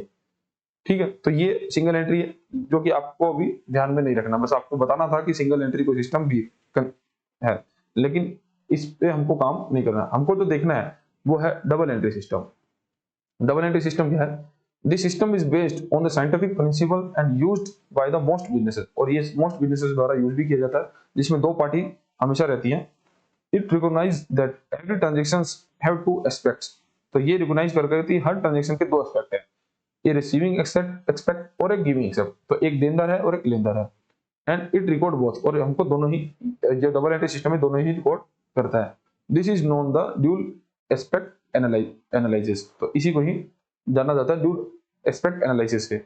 Under the double entry system for every transaction one is debited and other is credited with the equal amount, and amount is summarized record of all transactions related to the particular person, things or item, income और expenses। तो ये transactions के अंदर detail रहता है कि हमने क्या सामान बेचा, किसको बेचा और कितने रुपए का बेचा। और डबल एंट्री सिस्टम में जितनी भी अमाउंट डेबिट होगी उतनी ही अमाउंट से ट्रांजेक्शन क्रेडिट होगी। ठीक है, अब डबल एंट्री सिस्टम में कुछ प्रिंसिपल्स हैं। Principle of double entry system, for every transaction two parties must be interested. हर ट्रांजेक्शन के अंदर दो पार्टी जो है क्रेडिटर और डेटर होने ही चाहिए।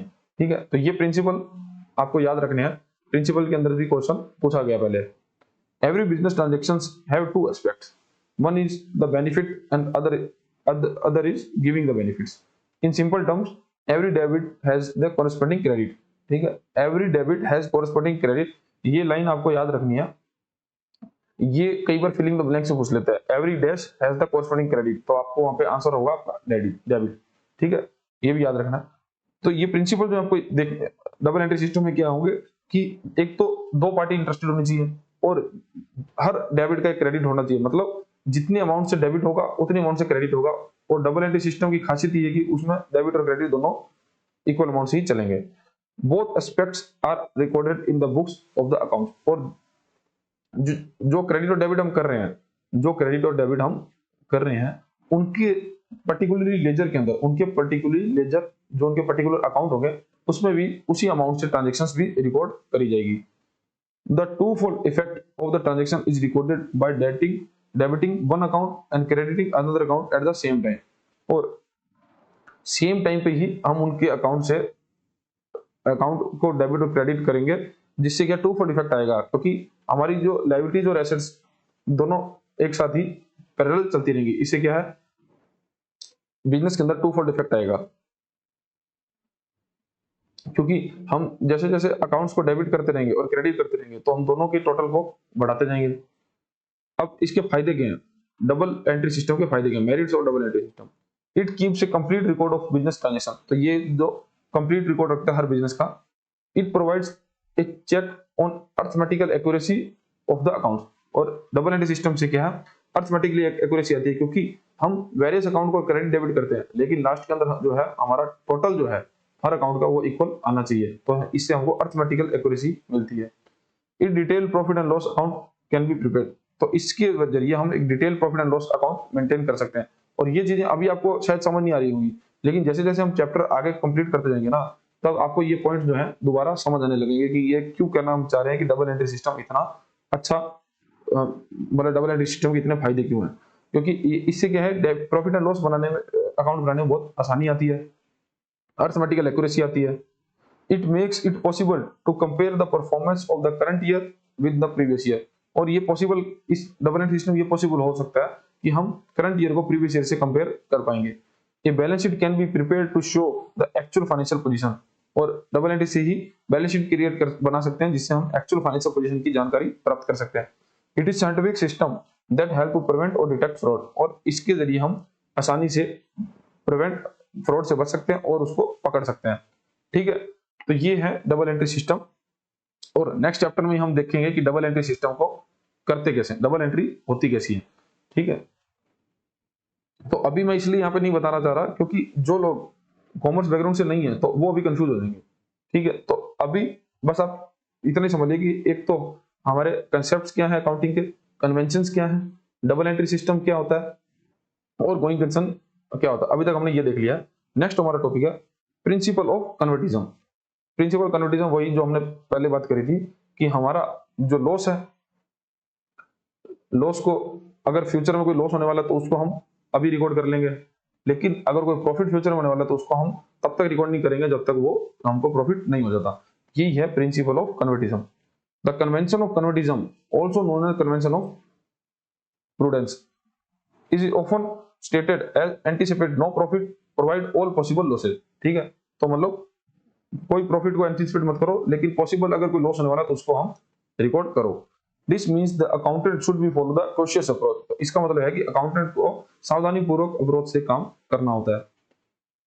They should record the lowest possible value for assets and revenue. तो हमारे बिजनेस में जो भी एसेट्स है और जो भी हमको रिवेन्यू जनरेट हो रहे हैं, तो उसको लोएस्ट पॉसिबल वैल्यू पे हमको क्रिएट लिखना है। जैसे एसेट्स तो हमारी कॉस्ट वैल्यू पे आ जाएगी, ठीक है, और रिवेन्यू जो हमारी हो रही है तो उसको भी हमको, जो हमारी कॉस्ट पे रिवेन्यू हो रही है तो हमको वो भी दिखाकर चलना है। ठीक है, तो हमको लोअर पॉसिबल वैल्यू पे लेके चलना है। They should record the highest possible value of liabilities और एक्सपेंसेस, और खर्चे जो हमारे हैं उसको हाईएस्ट वैल्यू पर हमको रिकॉर्ड करना है। ठीक है, लायबिलिटीज जो हमारी फ्यूचर में दायित्व है जो हमको पे करने हैं बिजनेस में से, उसको भी ज्यादा दिखाना है, मतलब ज्यादा मतलब कि पॉसिबली मैक्सिमम कितना हो सकता है उसी पे लेके चलना है। और एक्सपेंसेस जो हमारे हो रहे हैं तो उसको मेंटेन करना है। Revenue should be recognized only when they are realized earned. तो जो हमारी रेवेन्यू जो हमको सेल कर पा रहे हैं हम, ठीक है, तो उसको हम तब रिकॉर्ड करेंगे जब वो एक्चुअली हो चुकी है। ए provision must be made for all non liabilities और प्रोबेबल लॉसेस। लेकिन अगर फ्यूचर में चलकर हमको कोई लॉस हो सकता है तो उसको हम पहले ही रिकॉर्ड कर लेंगे। तो यही हमारा है प्रिंसिपल ऑफ कन्वर्टिज्म, सॉरी, ठीक है, प्रिंसिपल ऑफ कन्वर्टिज्म है।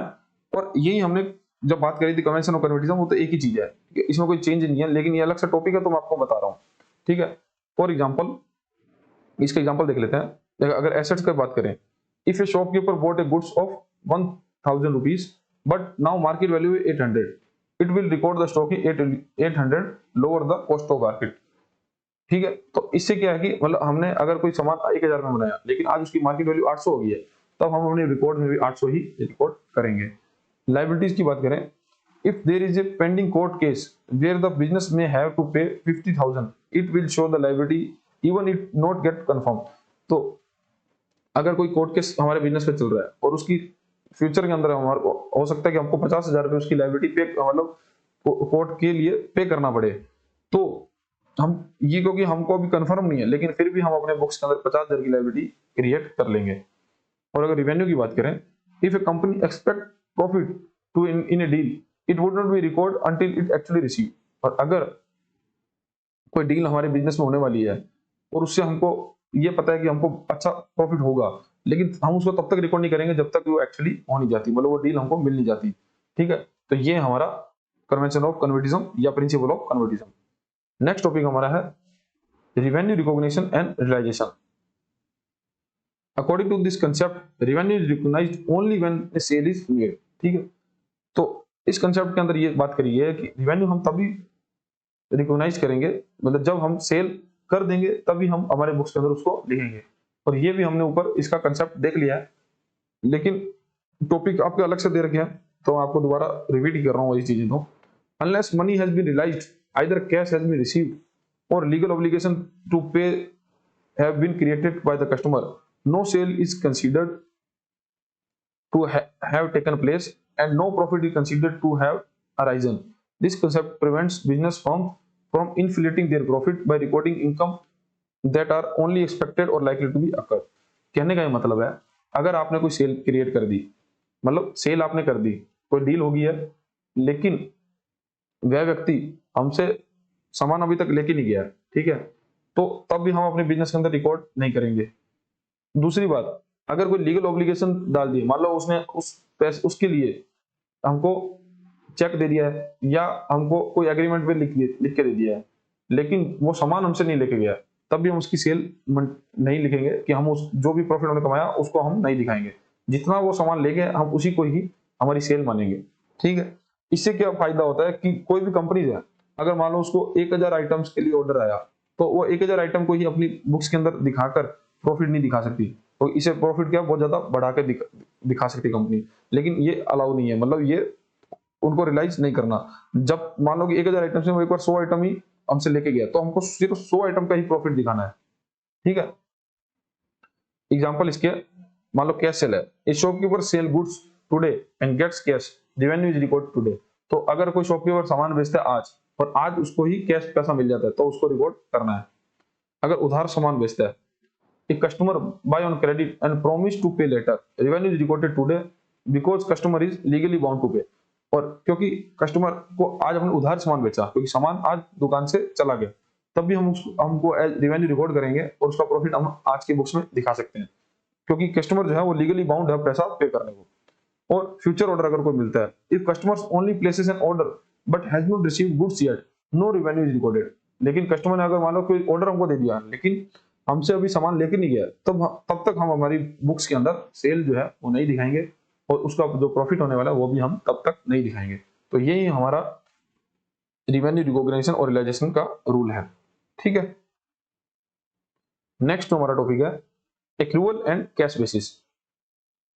The accrual concept make a distinction between the receipt of cash and right to receive it and the payment of cash and the legal obligation to pay it. Accrual concept से ये मतलब है कि हम हमारे business के अंदर जो ट्रांजेक्शन्स कर रहे हैं, तो हमारे जो बिजनेस में ट्रांजेक्शन कर रहे हैं, सपोज करो कि हम मार्च के लिए ट्रांजेक्शन कर रहे हैं, तो हम जो हमको रिसीट मतलब जो हमारी रिवेन्यू हो रही है, ठीक है, तो मार्च का जो एक्सपेंसेस है ना, तो हम उसको भी मतलब सेम मंथ के एक्सपेंसेस और इनकम को सेम मंथ में ही एडजस्ट करेंगे, जिससे कि हम उसका प्रॉफिट प्राप्त कर पाए। भले ही वो हमारे कुछ एक्सपेंसेस जो हैं वो हमने नेक्स्ट मंथ पे करेंगे उसका पैसा, लेकिन हम फिर भी उसको इसी मंथ में कैलकुलेट करेंगे, जिससे क्या है कि हम अगर मार्च मंथ का प्रॉफिट और लॉस देखना चाहें तो उसको देख सकते हैं। तो ये है एक्रूवल कंसेप्ट। और कैश कंसेप्ट क्या है कि सपोज करो कि मानो कि मार्च के अंदर हमने कोई सर्विस दी, ठीक है, या गुड्स सप्लाई किया, लेकिन उसका पैसा जो है अप्रैल में मिला, क्योंकि अप्रैल कैश जो है हमको अप्रैल में मिली, तब हम उसकी बुक्स अपनी बुक्स के अंदर उसको अप्रैल में दिखाएंगे। ठीक है, तो ये तो होता है कैश बेसिस।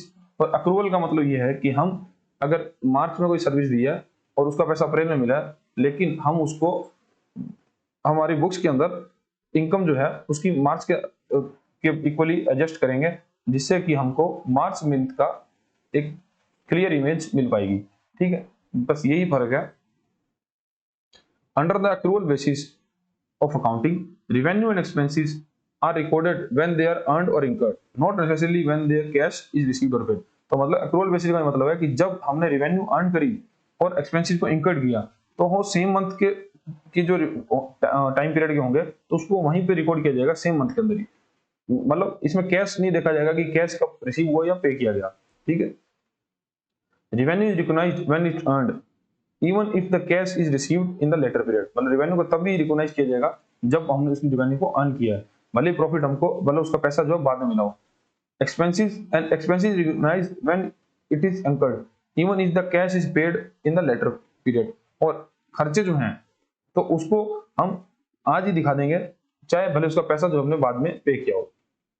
ठीक है, फॉर एग्जाम्पल, अब एग्जाम्पल से आपको समझ आएगा एक्रूवल बेसिस का मतलब क्या है। अगर रेवेन्यू की बात करें, a tuition teacher give a classes in March, student pay the fees in April, teacher record the income in March when earned। ठीक है, तो मतलब कोई ट्यूशन टीचर है वो बच्चों को पढ़ाता है और उसने क्लासेस दी मार्च के अंदर, लेकिन स्टूडेंट ने फीस पे करी अप्रैल के अंदर, लेकिन स्टूडेंट उस इनकम को मार्च की इनकम ही मानेगा और जब उसने कमाई मतलब अपनी मार्च के बुक्स के अंदर वो दिखाएगा। अब खर्चे की बात करें, example, electricity bill for March is paid in April, record it is March when used.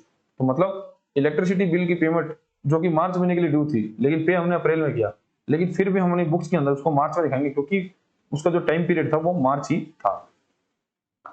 इसमें मैचिंग कंसेप्ट काम करता है। Business matches March sale with March expenses to find correct profit. क्योंकि हम ऐसा इसलिए करते हैं क्योंकि हम बिजनेस की एक क्लियर इमेज हम ले पाए, क्योंकि अगर हम मार्च का एक्सपेंसेस अप्रैल में दिखाने लग जाएंगे तो इससे क्या है, हम कभी भी एक्चुअल प्रॉफिट जो है वो नहीं निकाल पाएंगे। ठीक है, तो ये है हमारा एक्रूवल बेसिस। कैश बेसिस की एग्जांपल देख लेते हैं। व्हेन मनी मूव्स, अब कुछ लोग कैश बेसिस पे काम करते हैं। ठीक है, तो कैश बेसिस में यही है कि जब पैसा मिला तब उसको रिकॉर्ड करो और जब दिया तब उसको रिकॉर्ड करो। ठीक है, revenue example, same tuition teacher will record income in April when cash is received. क्योंकि ऊपर जो ट्यूशन टीचर की बात करी, क्योंकि उसको पैसा अप्रैल में मिला तो वो अपनी इनकम जो है वो अप्रैल में ही शो करेगा। और एक्सपेंसेस की बात करें, electricity bill will also be recorded in April when cash is paid। और क्योंकि मार्च के अंदर हमारा इलेक्ट्रिसिटी बिल ड्यू था, लेकिन हमने पे अप्रैल में किया, तो हम उसको भी अप्रैल के अंदर रिकॉर्ड करेंगे जब हमारे बिजनेस से कैश गई। ये डिपेंड करता है उस अकाउंटेंट पे कि वो कौन से मेथड के साथ काम करना चाहता है, लेकिन ज्यादा अच्छा जो है वो एक्रूवल बेसिस को माना जाता है, क्योंकि इसी से ही हम एक हमारे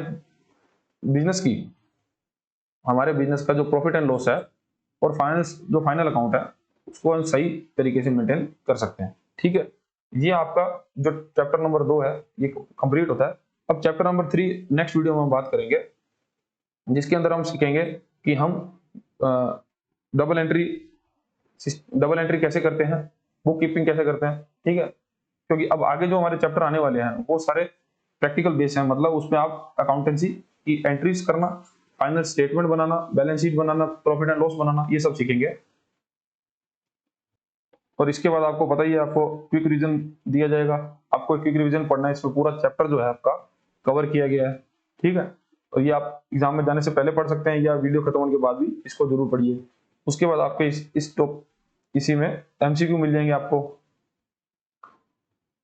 जैसे एक फॉर एग्जांपल हमने एक एमसीक्यू देख लेते हैं। According to the business entity concept, if the owner of a sole proprietorship take cash from the business for personal use, how is the transaction recorded in the business books. ठीक है, अगर कोई business entity concept की हम बात करें तो हमने बात करी बिजनेस एंटिटी कंसेप्ट का मतलब यह है कि हम हमारे बिजनेस के अंदर बिजनेस को अलग मानेंगे, बिजनेस अलग है और बिजनेसमैन अलग है, बिजनेसमैन जो है वो अलग है। ठीक है, ऐसा इसलिए है क्योंकि हम अकाउंटेंसी जो फॉलो करता है बिजनेस एंटिटी कंसेप्ट को फॉलो करता है, जिसमें अगर कोई बिजनेसमैन की कैपिटल है जो उसने पूंजी बिजनेस में लगाई है, तो वो बिजनेस के लिए वो लायबिलिटी है, क्योंकि उस बिजनेस को उस जो पूंजी ओनर के द्वारा लगाई गई है तो उस पर उसको कुछ कमाकर देना है, मतलब उसको प्रॉफिट कमाकर देना है, तो वो लायबिलिटी है। ठीक है, तो ये है बिजनेस एंटिटी कंसेप्ट। अब बिजनेस एंटिटी कंसेप्ट के अंदर अगर कोई बिजनेसमैन पर्सनल यूज के लिए पैसा बिजनेस से निकालते हैं तो उसको हम कैसे रिकॉर्ड करेंगे, तो उसको बिजनेस एक्सपेंसेस मानेंगे, जो कि नहीं है, तो एज ए प्रॉफिट वो पैसा निकालेगा, वो भी नहीं है। The transaction is not recorded eight is a personal matter, अगर वो ट्रांजेक्शन रिकॉर्ड नहीं करेंगे तो ये भी गलत है, क्योंकि हमको सभी ट्रांजेक्शन को रिकॉर्ड करना है, तो हम इसको मानेंगे उसका ड्रॉइंग जो उसका पर्सनल यूज है। The liability of the owner to the business, क्योंकि बिजनेस की लायबिलिटी उसको पैसा देना, तो ये हमारी बिजनेस के लिए वो ड्रॉइंग्स है। ठीक है, तो इस प्रकार के क्वेश्चन जो आपको एग्जाम में भी मिलेंगे। ठीक है, और इसके अंदर मैं सभी तरह के क्वेश्चन डालने की कोशिश करता हूं, जैसे आपको फिलिंग द ब्लैंक्स मिल जाएगा, मैच द फॉलोइंग्स मिल जाएगा। ठीक है, इसको देख लेते हैं। Under the dash basis of accounting, revenue are recorded when they are earned and expenses are recorded when they are incurred, regardless or when the actual cash is received or paid. तो इसको क्या बोलते हैं, तो अभी हमने जो बात करी इसको एक्रूअल बेसिस बोला जाता है। ठीक है, तो डेफिनेशन देके ऐसे पूछ लेता है। एक ये टॉपिक क्वेश्चन और देख लेते हैं।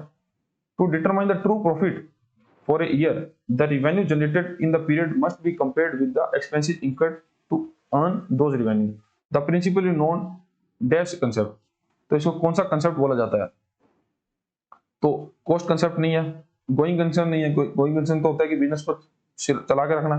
कॉस्ट कंसेप्ट ये है कि हमको हमारे जो बिजनेस में फिक्स एसेट्स हैं तो उनको मेरा कॉस्ट वैल्यू पे दिखाना है और डेप्रिसिएशन को माइनस करते रहना है। ड्यूल एक्सपेक्ट का मतलब कि डबल एंट्री होगी कि एक हर ट्रांजेक्शन का डेबिट और क्रेडिट मतलब होता है, ये भी नहीं है। हमारा जो आंसर है वो होगा मैचिंग। ठीक है, क्योंकि हमको हमारे जो खर्चे हैं और एक्सपेंसेस को कंपेयर करना है, तो उसके लिए हम मैचिंग कंसेप्ट को फॉलो करते हैं। ठीक है, इस प्रकार का जैसे मैच द फॉलोइंग क्वेश्चन मिल जाएगा आपको, ऐसे ही क्वेश्चन आपको एग्जाम में मिलेंगे। ठीक है, तो भी मैं आपको इस प्रकार से ही पढ़ाना चाह रहा हूँ। ठीक है, तो इसमें आपको बताया गया कि कॉस्ट कंसेप्ट क्या होता है, रिलेशन, तो इसकी आप इसको मैच करके देख सकते हैं। ये आपको खुद से करना होगा, आपको इसके बाद आंसर की और एक्सप्लेनेशन मिल जाएगा। और ये अगर आप क्विज फॉर्म में इसको लगाना अटेम्प्ट करना चाहते हैं तो आपको नीचे वीडियो के नीचे लिंक भी मिल जाएगा, आप वहां से जाकर भी इसको अटेम्प्ट कर सकते हैं।